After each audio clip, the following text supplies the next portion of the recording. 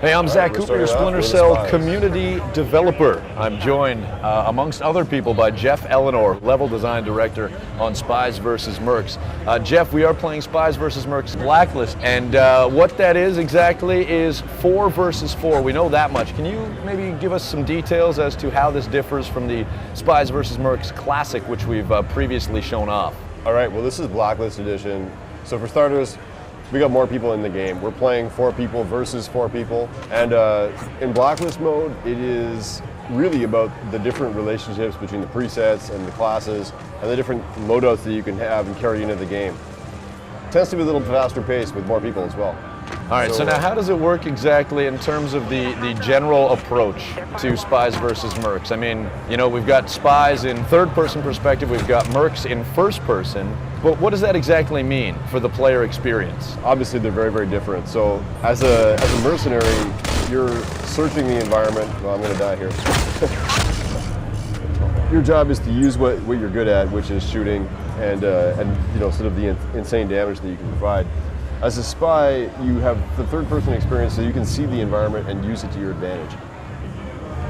Now, we're looking at your screen right now. You're in the respawn screen. As you can see, you're about to come back to life.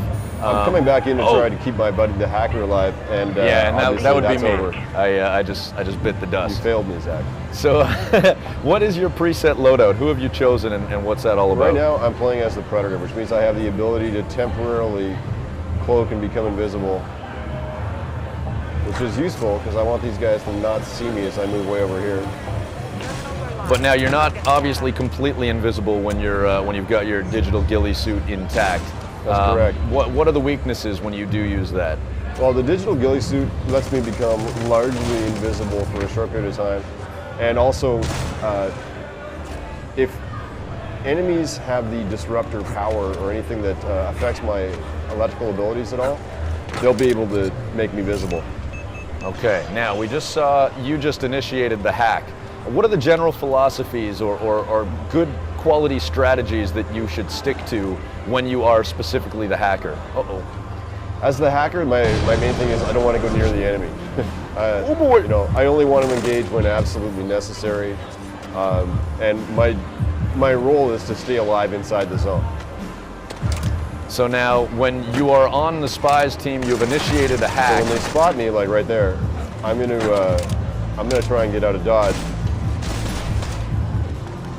Whereas I've EMP'd these. I almost took out both of them. I threw an EMP, which disables all electrical equipment, and then I had the opportunity to try and take them both out, but I was unable to. Right now they're up above execute. me. I'm using my sonar goggles to kind of know where they are. There's a third merc coming in, so somebody just saw me. So I realize now that this isn't going to be quite as easy as I had hoped as far as concentrating on the game while interviewing you, Jeff Eleanor, level design director. But I am going to drop down and kill this merc right here, which you can't see because we're watching Jeff's screen. So what we're doing right now is we're trying to support the hacker. And you indeed are the hacker still, Jeff. And you can see at the top of the screen that we are at 88%, upwards at 90. And I could run around as I did as a decoy, try and you know, generate a little attention away from the hacker. Because all you basically need to do, correct me if I'm wrong, is sit pretty until that hack is complete, like is the case.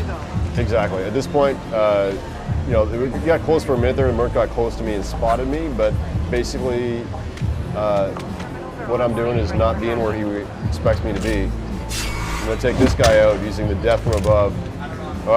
And death from above is really one of the hallmarks of the spy's strength. If a merc walks directly underneath you, you can drop down on him and kill him exactly the same way you can in the single-player game. As I was just able to do, and now I'm going to initiate a hack. All right, so where are we exactly? What is this level? What's it all about? And talk to us about some of its features.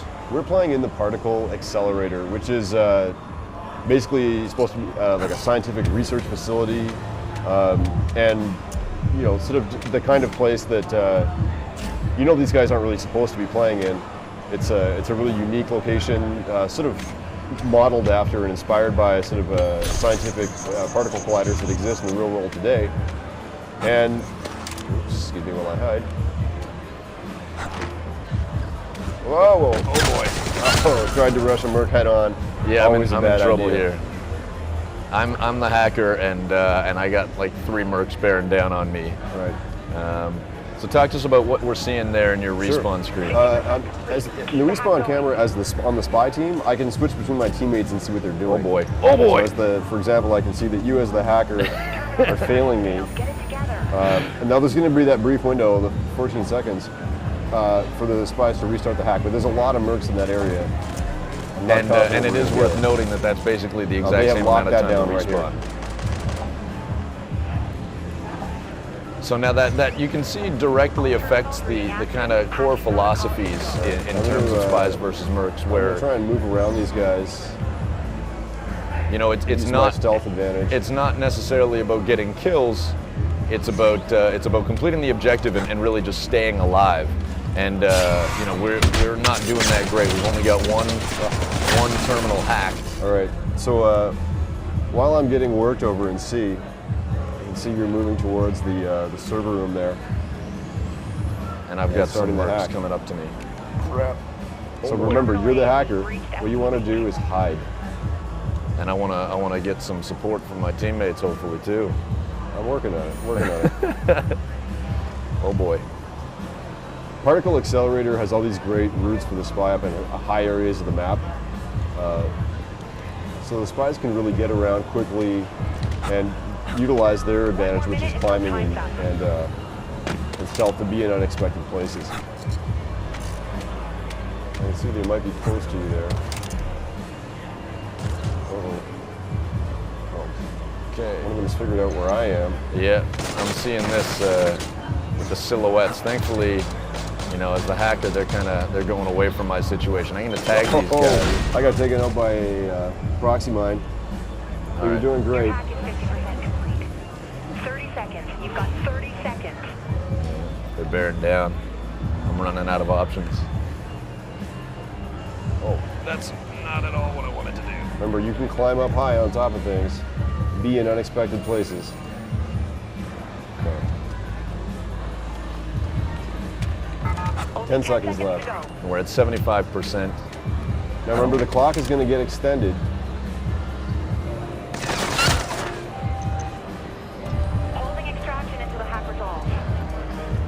Okay, I don't see where these mercs are. Oh, there's one right behind me.